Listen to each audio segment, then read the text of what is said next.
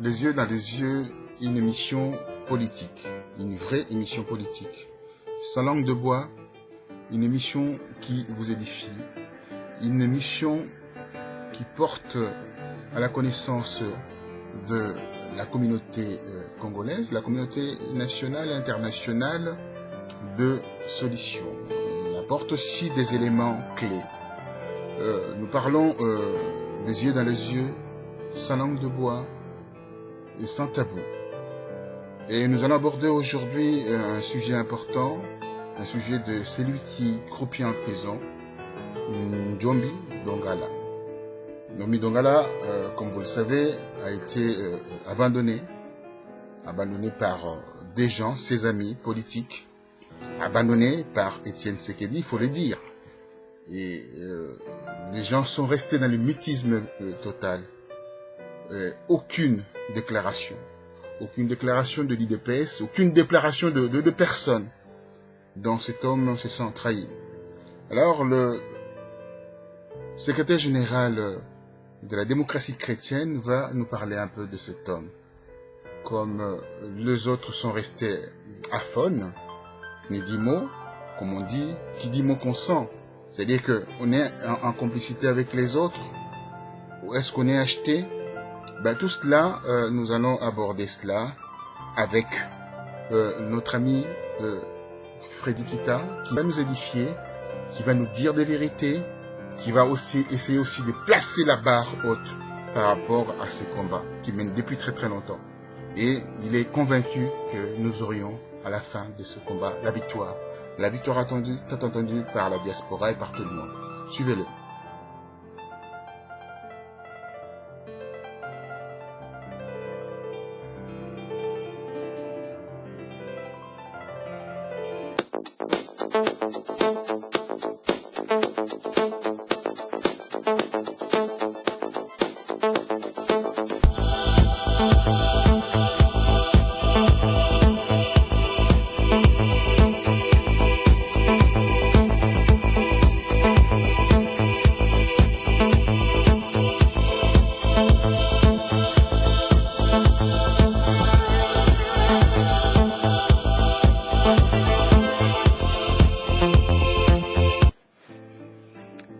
Nous sommes aujourd'hui au Presse Club le 25 mars 2014 en compagnie de monsieur Kita Freddy qui est le secrétaire général de la démocratie chrétienne, une démocratie, vous savez, en RDC qui est foulée aux pieds avec cet emprisonnement arbitraire de Monsieur Njombi Dongala, qui croupit en prison avec un procès qui a été organisé nuitamment. Et à l'issue de ces procès, Monsieur Eliezer, qui est un journaliste qui a été aussi molesté, mis en prison d'une manière arbitraire.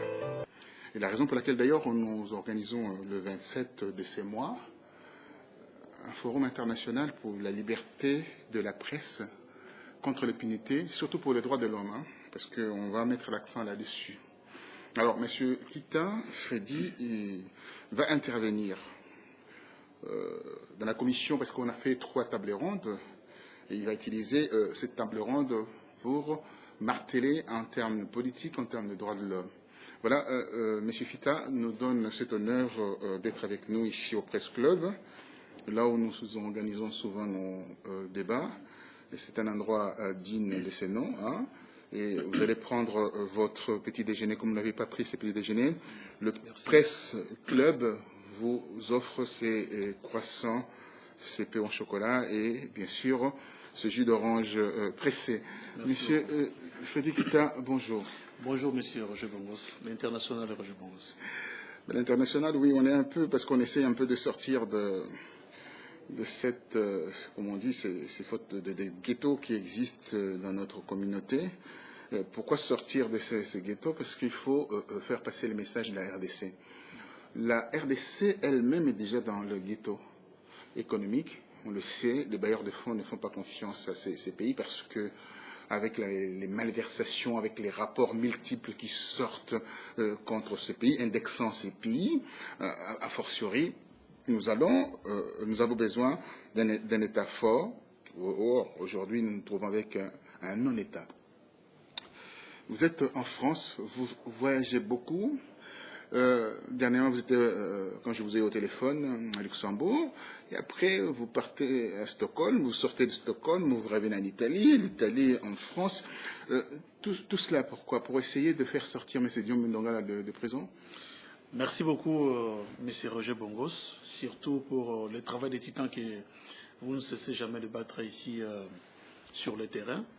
Et vous plaidez aussi la bonne cause, pas seulement en tant que journaliste, mais en tant aussi que défenseur des droits humains, des droits des Congolais auprès de la communauté internationale.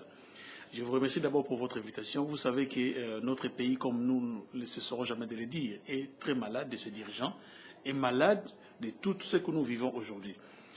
Si j'ai fait tous ces périples européens, c'est pour dire aux décideurs, à ceux-là qui maintiennent ces pouvoirs illégaux et illégitimes dans notre pays, qu'assez, il faut qu'ils prennent de bonnes décisions et qu'ils arrêtent aussi de soutenir l'insoutenable dans ces pays-là. C'est pour aussi dire à nos partenaires extérieurs que Diom Ndongala est en train de mourir à petit feu en prison. Il faut une pression internationale pour que M. Joseph Kabila libère Eugène Diom Ndongala. Je crois que vous avez appris, même dernièrement, il y a eu des concertations nationales que nous avons d'ailleurs réfutées. Voilà, parce que nous sommes toujours dans l'esprit de l'accord cadre d'Addis Abeba. Les concertateurs du PPRD ont dit clairement que Diom Ndongala est le prisonnier politique du régime en place. Personnel, je dirais. Il faudra le dire. Voilà. Hein? Là, qu'est-ce qui se passe? Personnel de... Ils ont même donné des recommandations pour que Diom Ndongala et avec les 6 autres prisonniers, donc les Coutinho et consorts, soient libérés. Mais vous avez vu ce qui se passe. Aujourd'hui, ils veulent amnistier les soi-disant prisonniers politiques. Et c'est devenu maintenant une affaire de Ngoulou. Expliquez-nous. Une affaire de Ngoulou, c'est-à-dire maintenant il faut monnayer cette amnistie. Et vous avez appris même, il y a Lazado qui a crié, oui. Il y a eu d'autres... qui a tapé le poing sur la table. Voilà. Qui, avec d'autres organisations de défense des droits de l'homme, qui ont dit que non, il faut que les vrais prisonniers politiques soient amnistiés, dont Eugène Diom Ndongala. Très bien. Donc, on rentre dans le vif du sujet. Maintenant, il paraîtrait que M. Diom Ndongala devait passer un long séjour en prison. Certains disent qu'il passerait 25 ans de prison par rapport à ces crimes qu'il n'a jamais commis. Que pensez-vous de cette justice qui a été organisée nuitamment? Pourquoi la nuit? Bon, vous savez que, comme on a toujours dit, hein, nous sommes dans une république bananière, nous sommes aujourd'hui en face d'une justice instrumentalisée. Vous savez que le 26 novembre 2011, les juges de la Cour suprême ont été nommés par ordonnance présidentielle. Ouais, donc, ça dit que c'était une nomination d'abord illégale. Parce que Joseph Kabila, étant que candidat, ne pouvait pas nommer ces juges. Donc, nous sommes déjà dans l'illégalité. Il y a eu une ordonnance là aussi nommant la Cour, créant la Cour de cassation, vous avez suivi. Alors, aujourd'hui, la Cour suprême fait l'office de la Cour de cassation. Normalement, il faut qu'il y ait 7 juges qui doivent siéger pour statuer sur le cas de M. Diom Ndongala. Or, là, ils sont 7 et 5. Qu'est-ce que le président de la Cour suprême dit? Qu'il n'a pas les moyens matériels pour organiser la Cour de cassation. Mais pourquoi ces tribunaux de nuit, un procès de nuit? Non, mais c'est un procès politique. Un procès politique, il faut les traiter nuitamment, à l'insu de tout le monde. Vous voyez même, à chaque fois qu'il y a procès, comment la population qui se mobilise autour de ça. Vous avez suivi, quand vous évoquez le cas de votre confrère Eliezer, vous avez vu ce qui s'est passé la fois passée. Donc lui n'est pas, disons, habilité de venir couvrir le procès de Diom Ndongala. Pourquoi? Parce qu'Eliezer, soi-disant, il est journaliste et proche de l'opposition que nous sommes. Or, Eliezer fait même des interviews avec les gens du pouvoir. Donc c'est-à-dire, lui, il fait son travail des journalistes Donc c'est l'église. Magnifiquement bien. C'est l'église au milieu du village. Oui, et vous avez appris, je crois que vous avez vu même les images, comment il a été amené, Manu Militari, jusqu'en prison. Comme illégalement. Molesté, c'est illégalement. Il y a sa caméra qui a été cassée. Là, maintenant, il vit dans une insécurité totale. Donc demain ou après-demain, on peut apprendre que les autres aussi est dans le même cas qu'Idiomi. Alors, je lancerai quand même un appel aux Congolais qui sont dans la diaspora de venir en aide. Cet homme, si on peut lui trouver du matériel, si on peut lui trouver une caméra, afin qu'il puisse continuer ce travail de terrain qu'il fait aujourd'hui. On l'a eu au téléphone, on l'a posé la question simplement, mais pourquoi vous ne quittez pas la RDC? Il a dit, mais tout le monde ne peut pas quitter la RDC. Il faut qu'il y ait aussi des combattants sur le terrain, afin qu'on puisse connaître, savoir ce qui se passe. Si tout le monde quitte, donc le pouvoir va être investi de cette impunité, et puis personne ne saura ce qui se passe, parce que tous ceux qui sont derrière le journaliste qui travaille avec ces pouvoirs en place sont des coupagistes, sont de turiféraires, des gens qui ne peuvent pas nous apporter de bonnes informations. Je tenais à rendre hommage à cet homme, j'ai pris 2 minutes. Mais une question qui me revient souvent à l'idée par rapport à tout ce qui se passe. Pourquoi tous ces remue-ménages autour de Ndiom Ndongala? Si Kabila, aujourd'hui, s'est dit qu'il veut déposer son tablier, entre guillemets, il va partir, il va plus se représenter, il va plus briguer un 3e mandat, il va plus rempiler pour la 3e fois. Pourquoi tous ces remue-ménages autour de la Constitution voilà. Bon, je crois qu'en 2010, on avait tenu une conférence de presse où on avait déjà ces plans machiavéliques contre la RDC. On savait déjà que M. Kabila cherche à s'éterniser au pouvoir au Congo chez nous. Tous ceux qui sont en train de se passer là-bas, soi-disant pétition, constitution, tout ça, c'est des... On va y revenir par rapport à la pétition. C'est juste pour distraire un peu l'opinion nationale et internationale. M. Kabila va contourner l'article 220, au l'a dénoncé à plusieurs reprises. Il va se maintenir au pouvoir jusqu'à peut-être 2020, 2022, 2025. Vous voyez même, il y a un de ses lieutenants qui a déclaré ça publiquement.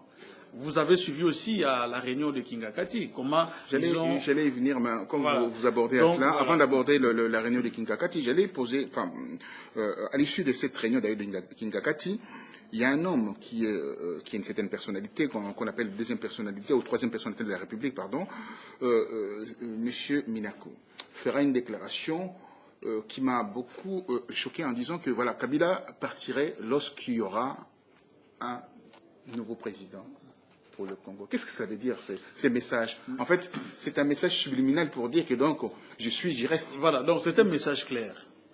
Quand M. Kabila lui-même dit qu'il va respecter la Constitution, soyez clair. Là, ils sont en train d'aller vers la modification de cette Constitution. Une fois que la Constitution est modifiée, M. Kabila va se représenter.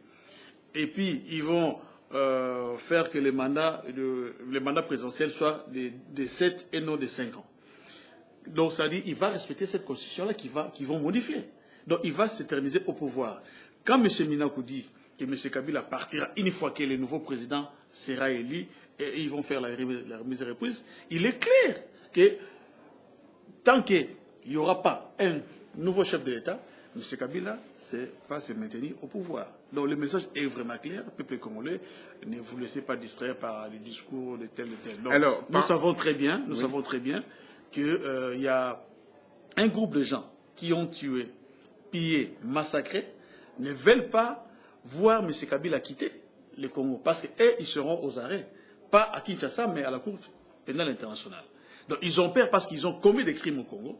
C'est la raison pour laquelle ils demandent d'ailleurs à M. Kabila de rester. Parce que une fois que M. Kabila est au pouvoir, ils seront protégés. Alors, vous m'avez lancé la balle au bon. Je prends cette balle. Hier, j'étais dans vos bureaux, dans vos locaux, les amis téléspectateurs verront d'ailleurs au prélude de cette émission, au démarrage de cette émission, ils verront où on a filmé votre bureau. Alors, vous consultez un dossier de la CPI. De quoi s'agit-il, ces dossiers? Oui, tant qu'il y a tête politique congolais, vous savez qu'aujourd'hui, il y a aussi des amis qui sont injustement incarcérés à la CPI. il y a Jean-Pierre Bemba, il y a Fidel Babala, il y a aussi Maître Aimé Kilolo, qui sont que j'apprécie énormément. Qui sont incarcérés injustement, étant qu'acteurs politiques congolais. Nous étudions au niveau de la démocratie chrétienne les voies et moyens, comment apporter un soutien à ces frères congolais qui sont incarcérés injustement. Parce que quand nous plaidons la cause de Diomi Ndongala, nous plaidons aussi la cause de nos frères politiques de l'opposition qui sont incarcérés. Donc, raison pour laquelle on est en train d'étudier comment apporter un soutien à nos amis qui sont à la CPI. Alors, vous parlez de Babala, mais vous parlez de Kilolo Maître. Moi, je souhaiterais quand même revenir sur Babala. Alors, la CPI avait mis sur écoute deux personnes, Babala et M. Maître Kilolo. Il s'avère, à l'issue de ces écoutes, ils sont aperçus que Babala parlait beaucoup. Et Babala, dans son travail, puisqu'il était le bras droit, entre guillemets, de Jean-Pierre Bemba, disposait des informations capitales. Il soudoyait, en fait, le témoin. Et puis, c'est lui qui détient encore le compte secret de Jean-Pierre Bemba. Que pensez-vous de cette information? Bon, vous savez qu'aujourd'hui, l'opposition politique congolaise est vraiment fragilisée. Nous sommes dirigés par des gens qui nous mettent les bâtons dans les roues, toujours des pots de banane, et puis ils veulent vraiment régner à maître absolu. Regardez la manière dont Fidel Babala a été acheminé à la CPI. C'est vrai. Et on avait demandé le transfèrement de Bosco Ntaganda. Voilà. L'autre avait son ami Kabila, celui qu'on appelle Kabila, avait refusé. Vous avez suivi les déclarations de l'époque de M. Lamine Mende. Quand il disait que non, on veut la cohésion nationale, Tangana ne sera jamais transféré à la CPI. Mais Tangana, c'est un criminel de guerre. Et Rwandais. Oui, c'est un Rwandais, 100% Rwandais. Oui, Babala, comme vous l'avez appris, il a été acheminé à la CPI manu militari, sans même que le Parlement congolais siège. Parce que c'est un député national.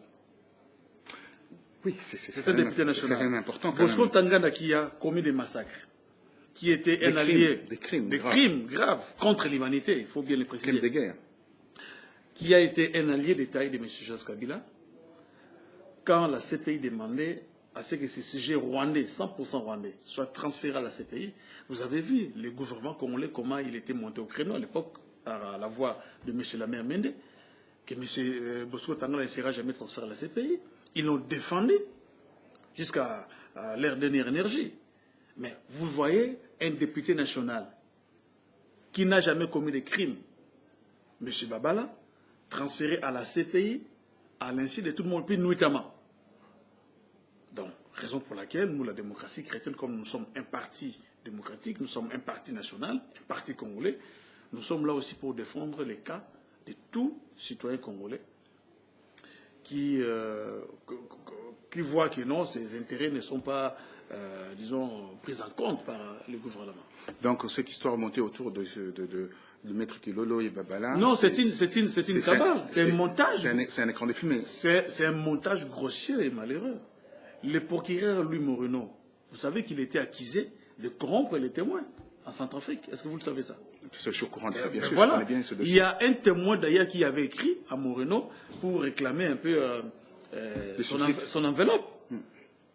Donc, nous savons qu'aujourd'hui, la CPI, c'est une justice pour les Congolais. Mais le vrai criminel de guerre, aujourd'hui, règne au Congo à maître absolu. Ils sont dans l'institution présidente de la République, ils sont dans le gouvernement, ils sont au Parlement. Et la preuve que le M23 vient d'être amnistié par rapport... Alors, parlons-en un peu de cette amnistie. Parce que vous dites aujourd'hui, c'est l'histoire de Ngulu, Sasmonei. Comment ça se passe avec l'amnistie? Pourquoi le député ne monte pas au créneau par rapport à cette affaire? Bon, vous savez que quand on parle de député... c'est le Godillot, alors. Bon, ça vient de vous. Mais c'est vraiment malheureux parce qu'aujourd'hui, l'opposition politique est isolée, fragilisée comme tout. Il n'y a personne qui peut dire que non, à part Lazado, qui a dénoncé tout cela. Et nous aussi, nous savons, parce que nous avons des prisonniers politiques en Ndolo et au CPRK, au Centre de rééducation de Kinshasa. Donc Makala. il y a les agents du ministère de la Justice qui sont partis, et quelques agents du parquet général qui sont partis pour négocier. Dernièrement, il y a négocier quoi? Donc, ça dit que demander à ce que les Ngoulous qui sont là-bas en prison puissent donner quelque chose. Afin qu'ils puissent quelques billets verts avoir leur amnistie. Voilà. Donc c'est quand même le vrai prisonnier politique. Ils ont notifié à quelques prisonniers politiques que non. D'ailleurs, ils appellent la bande Diomi Ndongala. Que non, bientôt vous serez amnistiés, tout ça. Mais lui-même, le chef des bandes, Diomi Ndongala, n'a pas été notifié. Oui, alors maintenant, revenons encore sur cette... Soit-disant chef des bandes. Hein. Oui, mais revenons sur cette éventuelle modification de la Constitution. Je viens de lire un papier, une dépêche venant des États-Unis. La Maison-Blanche dit clairement, met en garde 3 pays. Le Burundi, le Rwanda et la RDC par rapport à leur velléité d'aller vers cette modification constitutionnelle. Que pensez-vous de cela quand la Maison-Blanche lance cette mise en garde? Il y a aussi la France que vous avez oublié. Je parle d'abord des États-Unis et puis on viendra vers la France parce que vous avez dernièrement été au Quai d'Orsay, mais on ne veut pas parler de ça, on va parler d'autre chose. Mais je parle d'abord des États-Unis, la Maison-Blanche. Nous sommes très contents parce qu'aujourd'hui, la politique américaine, africaine, comprend que ces gens-là qui gouvernent par défi l'Afrique centrale ne méritent pas d'être là. Nous sommes très contents et puis n'oublions pas que nous avons aussi bâti un grand travail souterrain pour que les États-Unis enfin comprennent que ces gens doivent d'abord respecter les délais constitutionnels et ils doivent aussi respecter la démocratie. Nous sommes très contents. Il y a aussi nos amis français qui ont dit ouvertement que M. Kabila ne peut pas franchir la ligne rouge. Donc là, on entend. Si officiellement, il modifie la Constitution, M. Kabila se mettait au pouvoir, vous allez voir ce qui va arriver au Congo, malheureusement. On va voir ce qui vivra verra, comme le Congolais aime bien dire. Mais revenons encore sur ces malheureux Assemblée nationale. Enfin, malheureuse Assemblée nationale. Le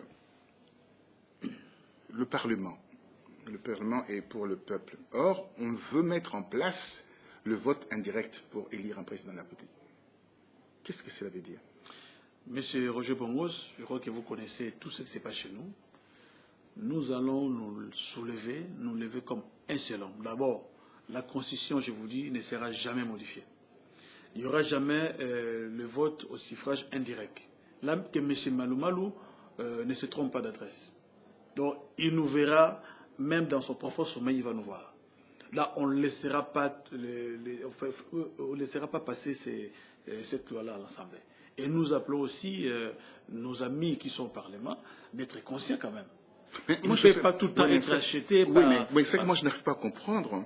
Cet homme qui vous parlez là, M. Malou, que je ne voulais pas citer son nom, a été désavoué par l'Église, la Sainte Mère Église, a été désavoué par le Vatican.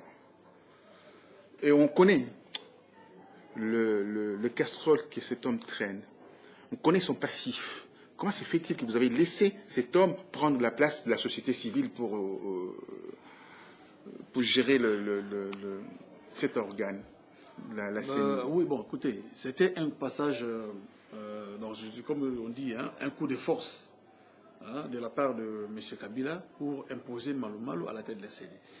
Vous avez appris qu'il y a notre ami et frère, que je salue en passant, Martin Fayoulou, qui fait un travail remarquable sur le terrain. Il fait signer des pétitions. On allait parler de cette pétition parce que tu redoutais un peu de cette pétition. Non.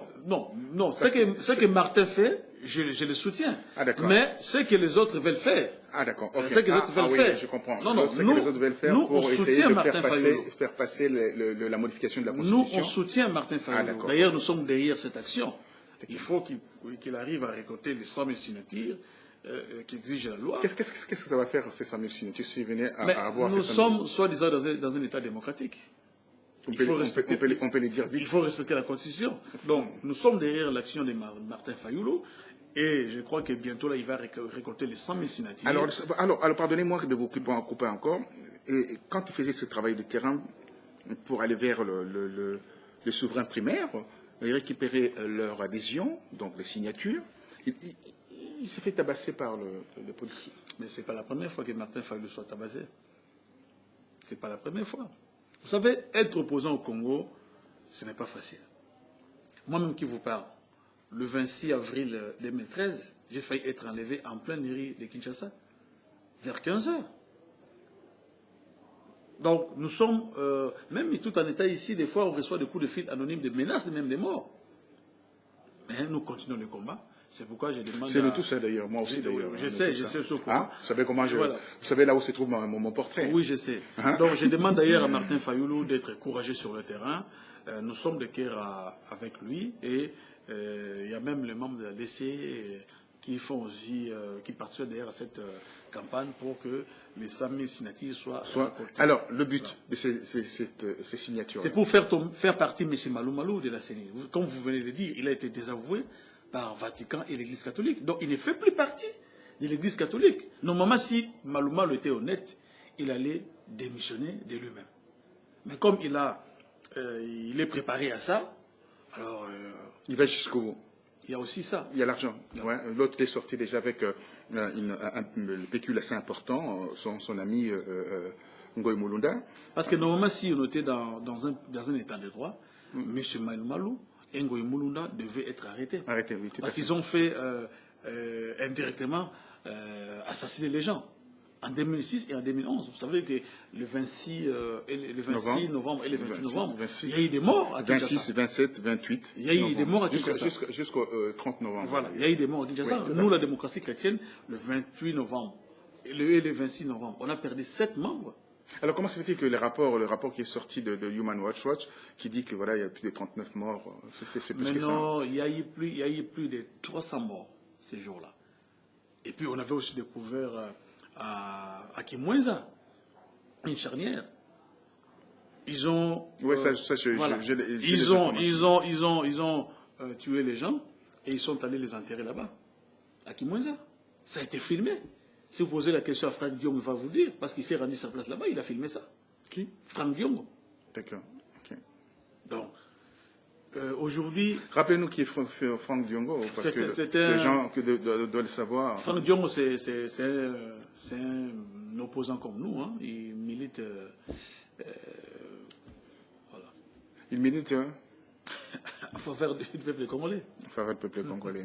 Mais très bien. Ben, tout le monde milite en faveur du peuple congolais à l'heure actuelle avec les temps qui courent. Mais cet homme qui est à la tête de la RDC a déversé beaucoup d'argent dans les circuits politiques pour tout étouffer. Comment vous allez faire? Et nous allons faire, ça c'est aussi ma question, tous par rapport à cette corruption massive. Mais je vais vous dire une chose. Vous savez, et aussi le problème. Cette corruption a touché des journalistes, soi-disant de la diaspora, qui se disent journalistes, parce qu'on voit à travers leurs vidéos, à travers leurs articles, ils ne critiquent jamais le pouvoir en place.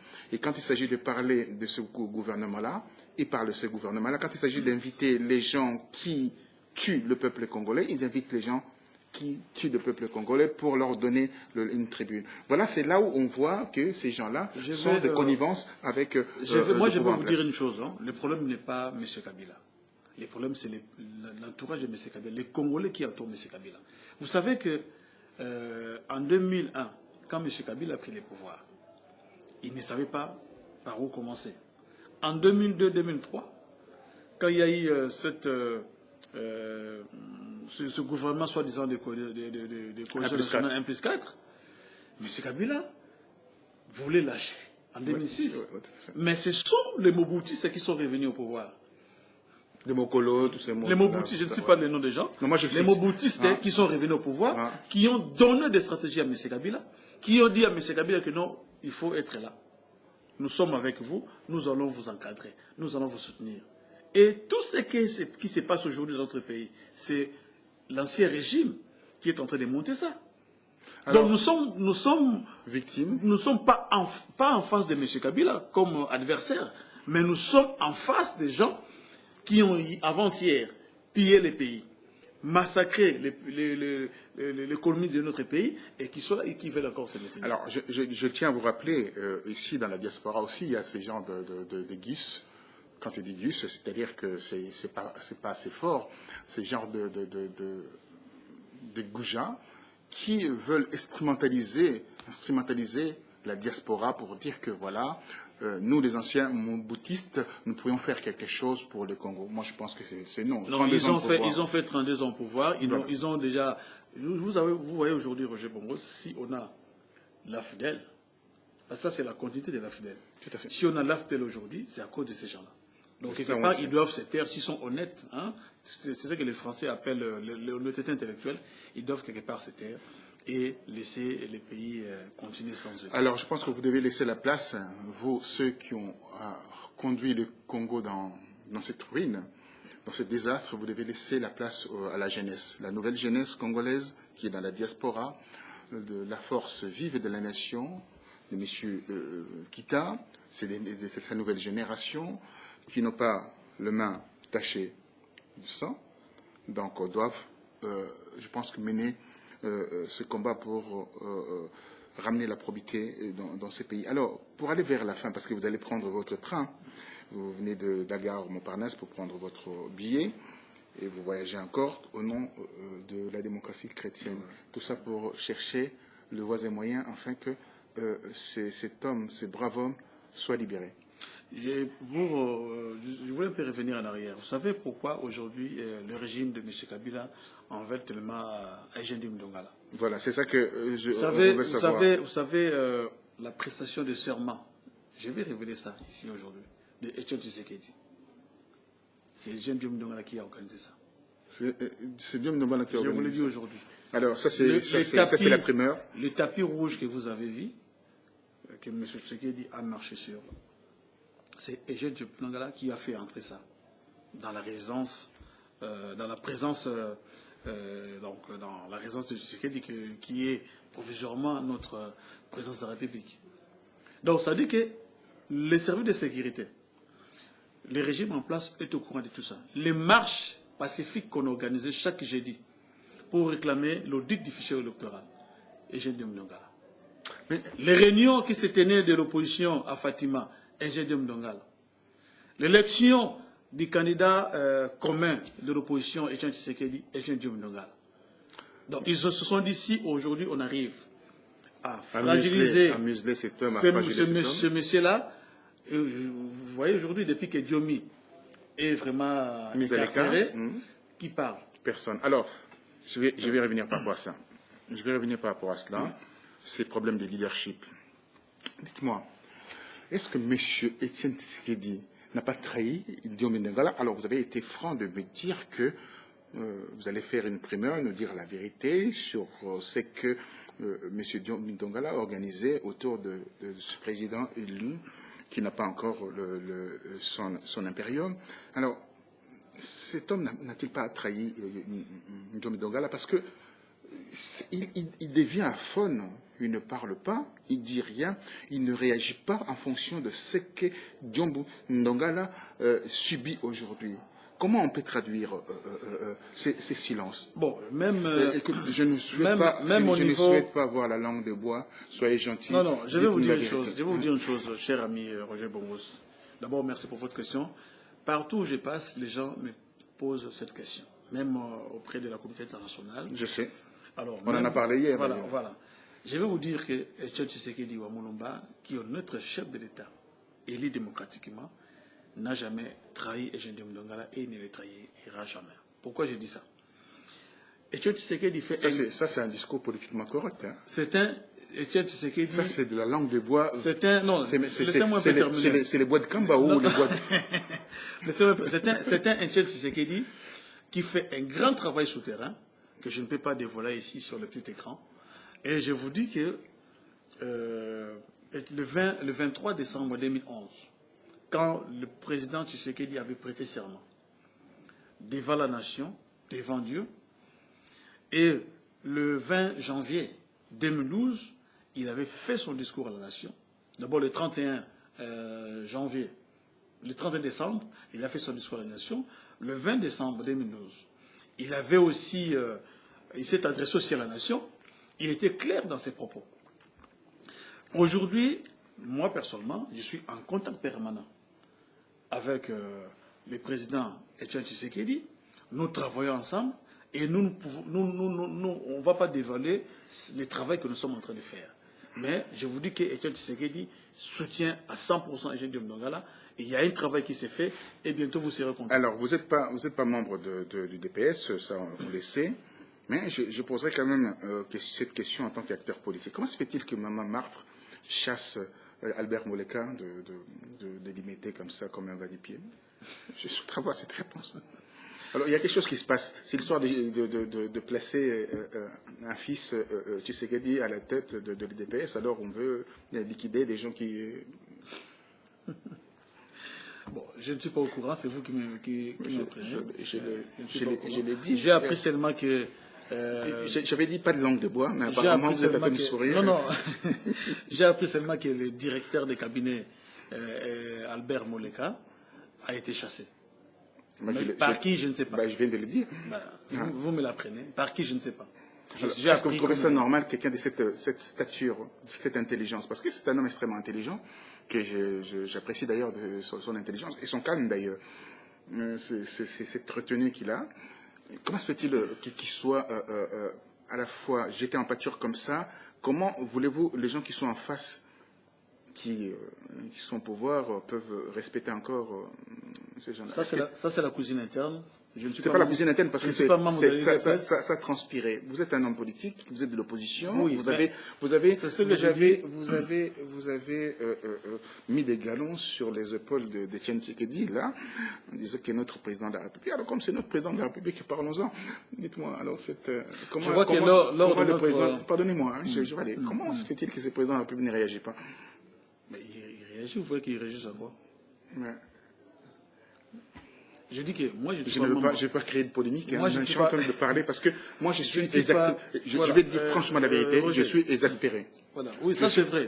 Non, je vais vous dire une chose. Je vais vous dire. Non, j'essaie de transmettre ce que je reçois ci et là comme information. J'essaie de faire comprendre aux gens qui sont dans l'opposition, entre guillemets, ou au pouvoir, usurpés par les ennemis de la démocratie. Ces gens-là n'aident pas les Congolais. Ces gens-là n'aident pas la diaspora. J'ai toujours pensé, j'ai toujours cru que le pouvoir n'est pas un pouvoir de filiation ou filiale, si vous voulez.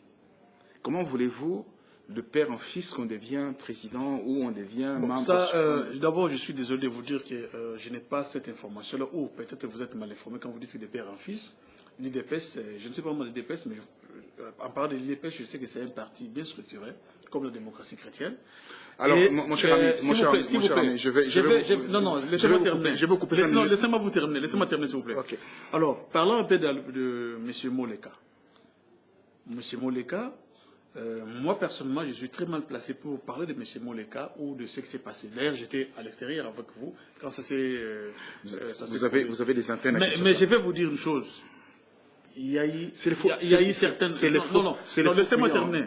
Il y a eu certaines choses dont on disait M. Moleka.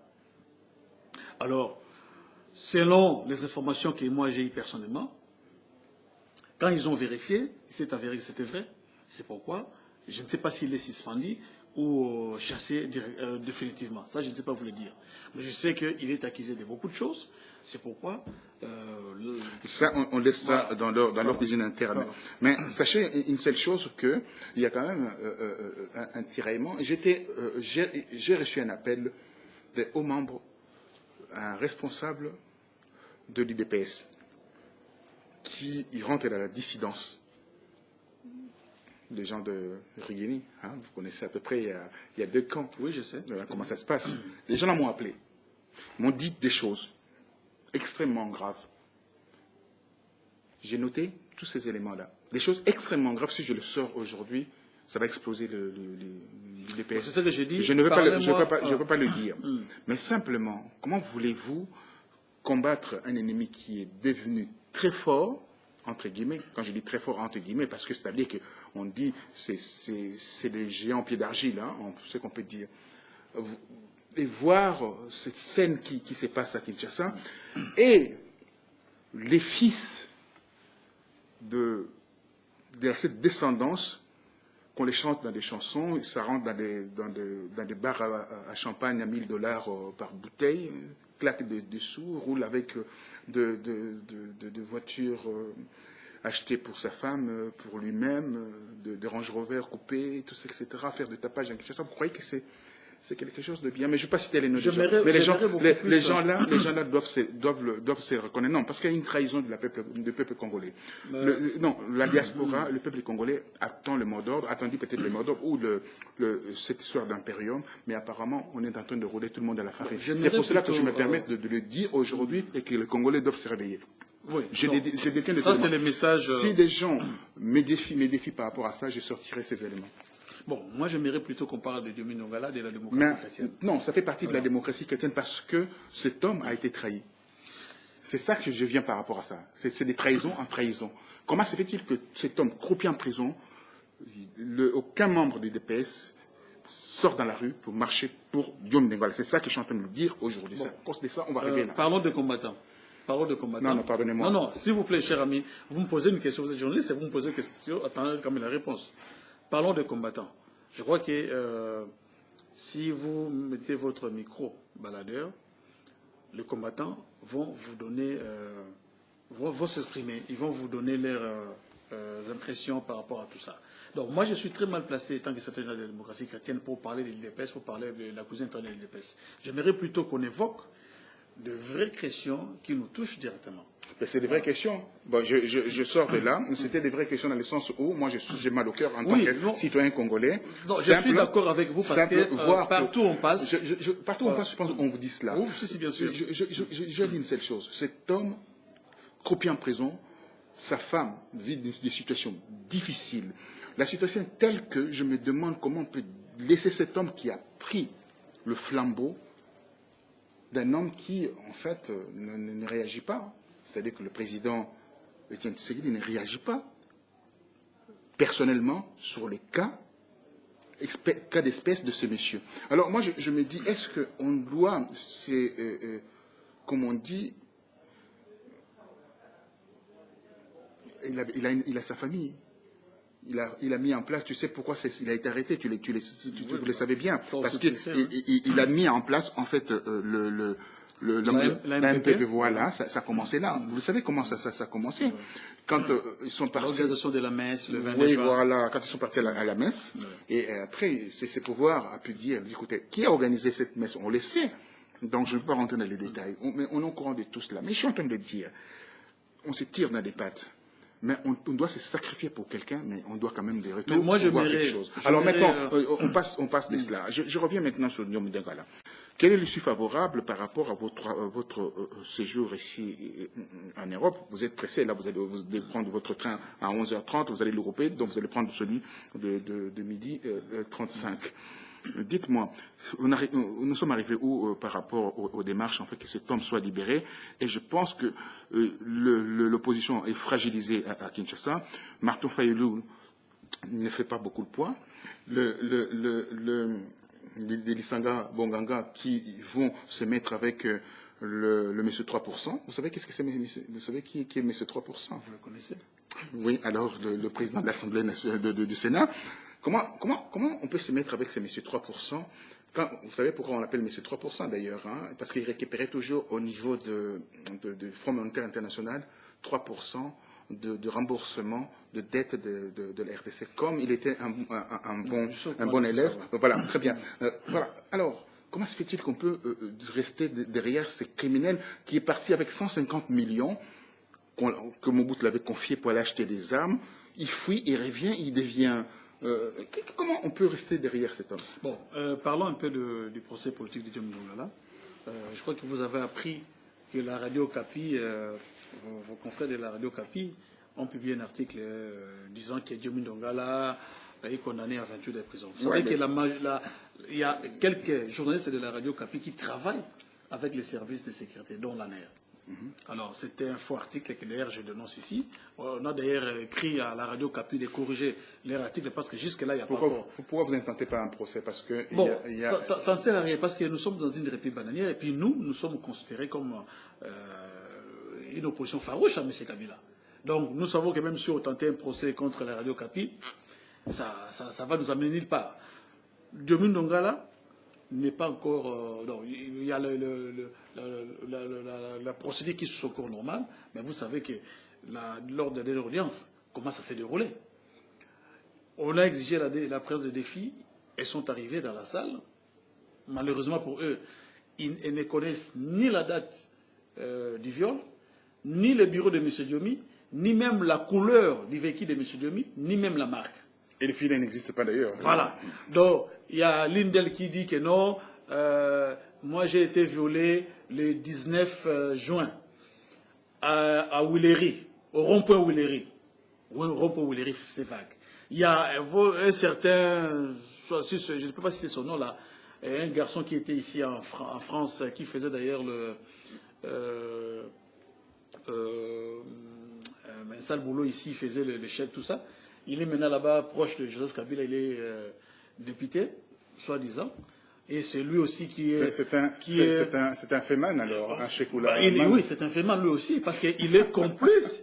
Il fait, vous voyez, vous savez, en 2006. Il y a beaucoup de féman. En 2006. Il y en a un aussi qui est beaucoup sur le net, que je ne vais pas citer les noms, il va se reconnaître. Vous savez, en 2006, là... Vous savez, il y en a un. En 2006, oui, je le connais. Voilà, en 2006, ce monsieur-là a été accusé par un CG libanais, avec son ami. D'être dans les trafics des choses qui n'étaient pas bien. Mais vous avez vu comment il a été couvert par l'ancienne législature qui dirigeait Vital Kamerhe. Alors, voilà. Vital Kamerhe, dites-moi, M. Vital Kamerhe a été plusieurs fois interpellé avant d'aller vers Bukavu, empêché de voyager, etc. Et il part à Goma, il part à Bukavu.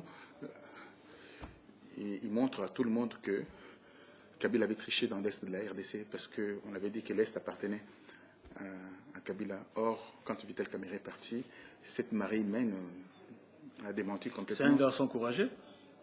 C'est un garçon, je dirais, c'est un garçon courageux. Ça démentit, ça montre que ça... Non, Kabila, écoutez, que personne ne vous trompe, pardon, en vous disant que Kabila est populaire ni à Kinshasa, ni à l'Est. Il n'est populaire nulle part. Même à Kinshasa, Kabila n'est pas populaire. Et lui-même, il le sait. Mais pourquoi il est toujours caché dans son ranch?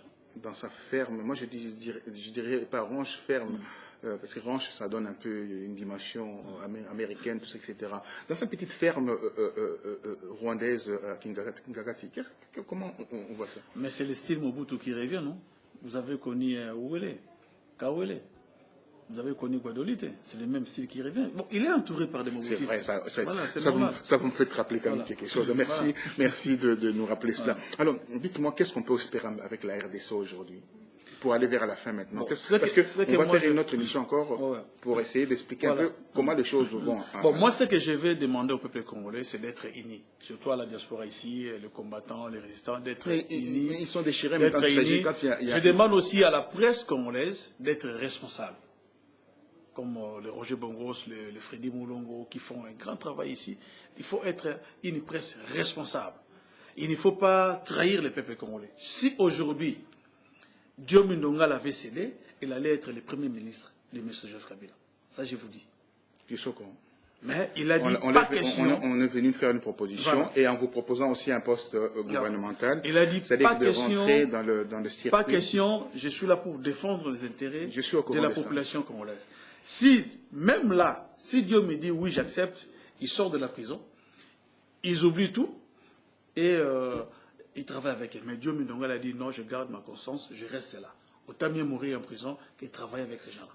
Alors, l'impérium se termine dans 2 ans ici. Comment je crois qu'aujourd'hui, on n'était pas là pour parler de l'impérium. D'accord, ok. Voilà. Alors, dites-moi, comment la femme de Diomi Ndongala, une chance extraordinaire. Quand on a une femme comme ça, on peut dire qu'on peut vivre longtemps. Ouais. on peut vivre longtemps. On voit la tristesse à travers son visage. On voit l'émotion à travers on voit l'amour, la passion. Comment, j'ai suivi son interview faite là. Comment voyez-vous la fin de cette affaire? Bon, vous voyez que c'est pas facile, hein, comme je dis, pour cette grande dame-là, qui est aujourd'hui dans cet état-là, mais c'est une femme combattante. Madame Patricia Diomi, c'est une femme combattante qui lutte, pas seulement pour Diomi Dongala, mais c'est une femme aussi qui lutte pour la souveraineté de la RDC. Parce que n'oublions pas que la RDC, c'est sa deuxième patrie. Elle est italienne, bien sûr, mais elle est au Congo, ça fait plus de 20 ans qu'elle est là. Elle vit là-bas en permanence, avec son mari. Elle connaît l'atmosphère politique congolaise. Elle connaît tout ce que nous vivons sur place, sur le terrain. D'ailleurs, vous êtes en contact avec elle. C'est une grande dame qui mérite vraiment un grand soutien.